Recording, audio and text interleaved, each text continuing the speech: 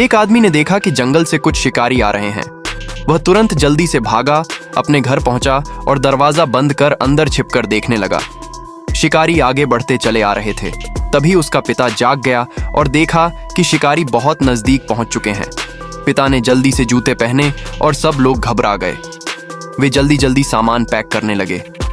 इतने में शिकारी उनकी ओर बढ़ने लगे। पिता ने दरवाजा तोड़ा और सबको लेकर बाहर निकल आया।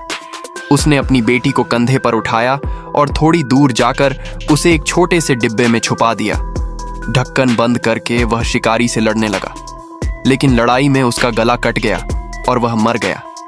डिब्बे में बंद दोनों बच्चे रोने लगे। तभी उन्होंने देखा कि शिकारी ने बैग से कुछ निकाला और उसे लकड़ी पर बांध कर ले जाने लगे। फिर शिकारी की नजर डिब्बे पर पड़ी। उसने उठाने की कोशिश की, लेकिन वह उठ नहीं पाया। अंदर झांक कर देखा तो कुछ भी नहीं था, इसलिए वह चला गया। लड़की को पेट पर चोट लगी थी। उस पर दवा लगाई गई और वह रोती रही। फिर झोपड़ी का दरवाजा बंद करके आदमी जंगल की ओर निकल गया। ठंड लगने के कारण उसके पैर कांपने लगे और वह नीचे गिर पड़ा। किसी तरह वह घर के पास पहुंच गया। वहां एक लड़का घूम रहा था। उसने आदमी को देखा और डर कर भाग गया। घर का दरवाजा बंद कर लिया। आदमी ने हाथ पैर से दरवाजा तोड़ दिया। लड़का जल्दी से बिस्तर पर चढ़ गया। फिर कपड़े पहनकर बाहर निकला। ठंड बहुत थी। उसने आगे जाकर देखा कि कुछ लकड़ियां जल रही थीं। उसे अपने पिता की याद आ गई। कुछ दूर जाने के बाद उसने एक पेड़ देखा और उस पर चढ़ गया। चारों तरफ जंगल ही जंगल था।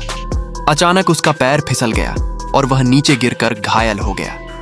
किसी तरह घिसटते हुए वह आग के पास पहुंचा और लकड़ी जलाकर खुद को गर्म करने लगा। सुबह जब वह उठा तो देखा कि लड़की बोतल में पानी भर रही थी।